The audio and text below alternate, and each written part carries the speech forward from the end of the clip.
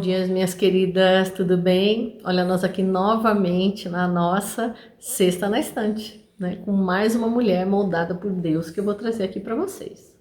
Em primeiro lugar, eu queria te perguntar, como é que é a sua tolerância à dor? Você aguenta bem a dor física, né? Ou qualquer coisinha você já sai correndo tomar um remédio, né? Eu vou confessar para vocês que eu sou tolerante zero para dor, né? Eu até brinco com meu marido quando a gente está assistindo um filme de espião, né, de agente secreto, que eu não daria para essa profissão, que no primeiro ameaça de tortura eu já estava entregando tudo. Mas hoje nós vamos conhecer uma mulher que ela podia estar tranquilamente escrita lá no capítulo 11 de Hebreus, nos Heróis da Fé. Ela podia ser uma heroína da fé, né? E quem trouxe para mim essa mulher, é claro, que é a nossa querida doutora Ruth Salviano de Almeida. E o livro que eu vou compartilhar para vocês hoje é o Vozes Femininas no Início do Cristianismo. E vou contar a história para vocês de uma mulher chamada Víbia Perpétua. Ela viveu no terceiro século, né, por volta de 203, é que acontece essa história que eu vou contar para vocês, né?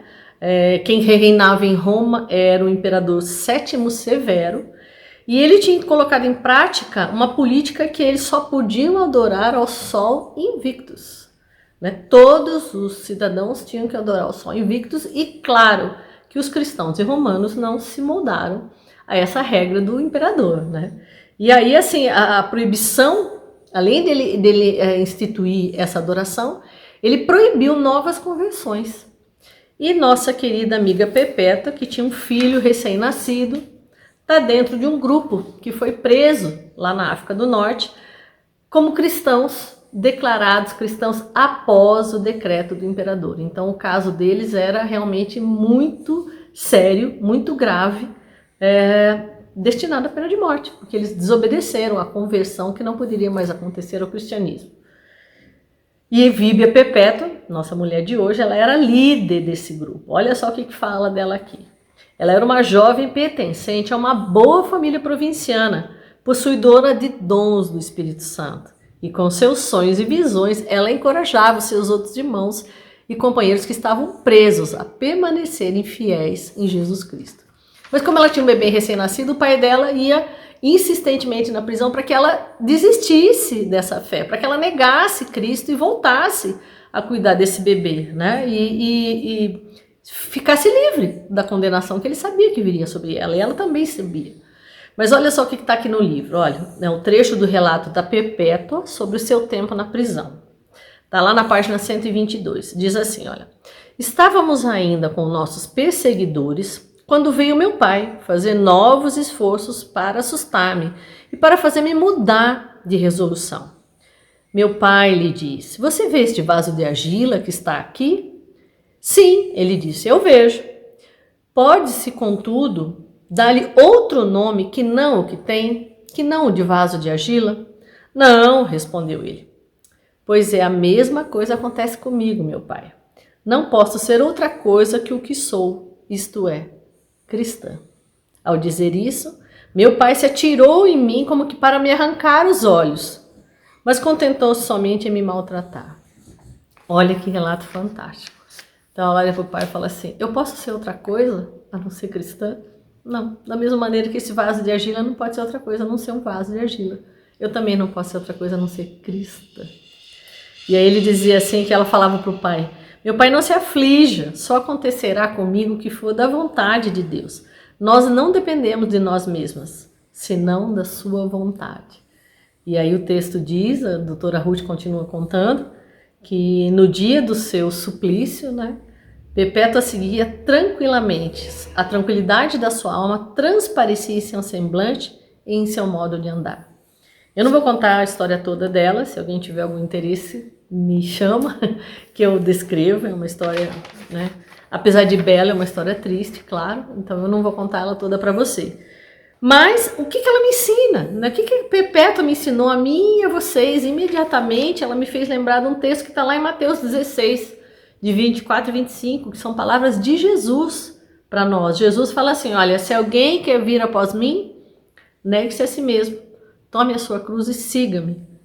E agora, mais importante ainda, porque quem quiser salvar a sua vida, perdê-la-á. mas quem perder a sua vida por minha causa, achá-la-á. Então, quer dizer, Perpétua tinha plena consciência disso, né? A vida dela pertencia a Cristo e pronto. Ele ia fazer com ela o que bem entendesse, e ela estava assim, tão cheia de Espírito Santo, que ela estava vazia de si mesma, né? Não era uma mulher moldada pelos padrões do mundo e da época, pela história ao lado dela. Era uma mulher com os olhos fitos em Jesus, e ali ela seguiu, né? Mas você pode estar pensando, poxa, Flávia, essa história é muito radical, né? Você vem contar pra gente uma história tão radical dessa e quer que ela sirva de exemplo pra gente? Pode ser uma história radical, mas não vamos esquecer que isso ainda acontece. Nos países islâmicos ainda as pessoas são mortas pela fé, por professar a fé em Jesus Cristo, né? E se não negam a ele, elas são mortas sim, né? Então isso não é uma história lá de trás do século, né, do século III, não é não. Isso ainda continua acontecendo.